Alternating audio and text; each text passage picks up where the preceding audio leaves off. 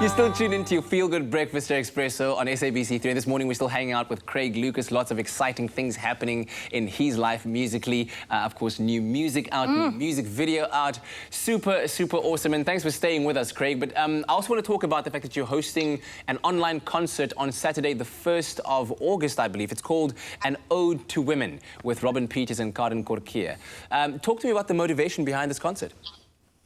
So Rob and I were speaking during the lockdown. We called each other and we obviously were going through the same thing. We weren't really working. We were really down. And I think the common thread in all our conversations was that I think the only reason that we were feeling okay was either because of our moms or it was always the women in our lives that were behind us, pushing us, being there for us. And that sort of was a common thread where we were not only now during the lockdown, but everything that we are and everything we've achieved have been because of the incredible women in our lives. And we were what can we do to honor them and thank them? And Women Month was obviously coming up.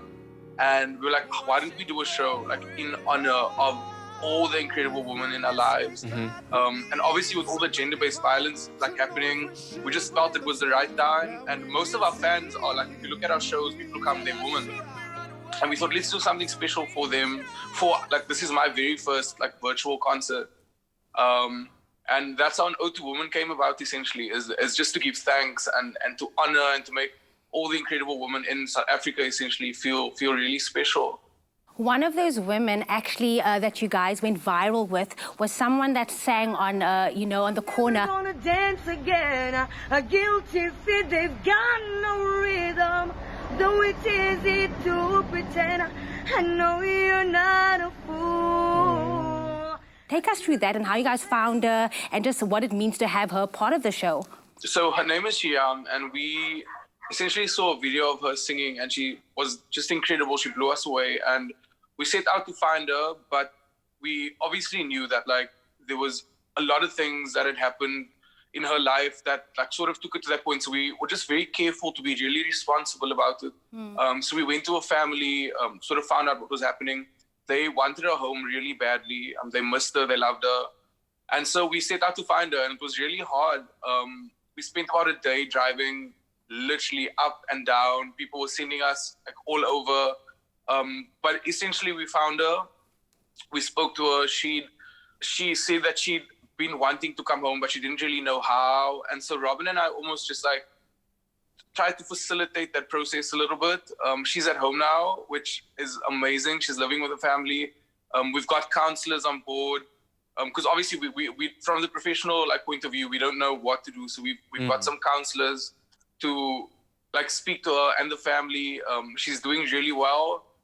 She's still at home. She's going to be on the show. She's incredible. We sang with her in rehearsals, and it blows my mind how much natural talent she has. She's got no training.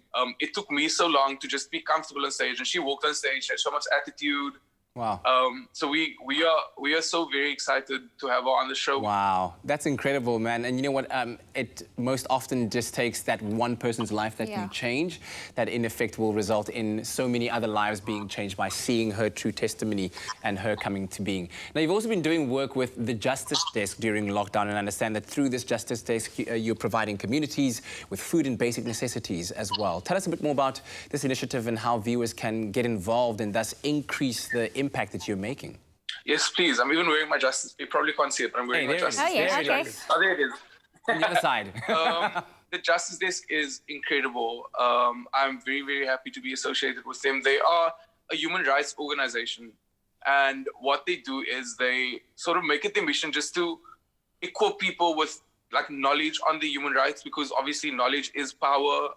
They maintain that they're not a charity. They're not in the business of just giving people things like food or whatever. Even though they do that, it's more important that they have people understand what the human rights are, so that they are able to stand up for themselves, that they're able to demand those rights for themselves. So that's essentially the overall mandate. But they've got so many incredible projects. They've given out a lot of food parcels during the lockdown.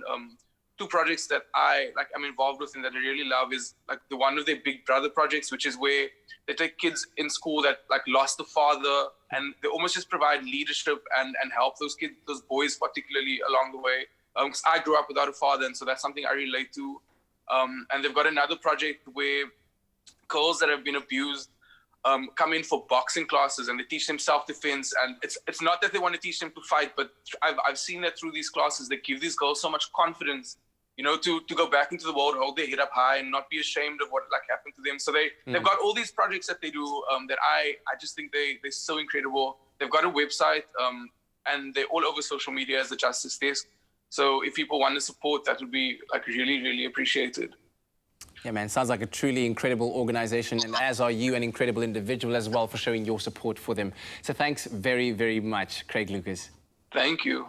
Now, of course, if his debut album, Restless, is anything to go by, then we are really, really in for a treat when Craig releases his latest project. But until then, let's catch him on the online virtual concert, An Ode to Women. And our tickets are only 60 Rand and can be purchased at Quicket. Get them now.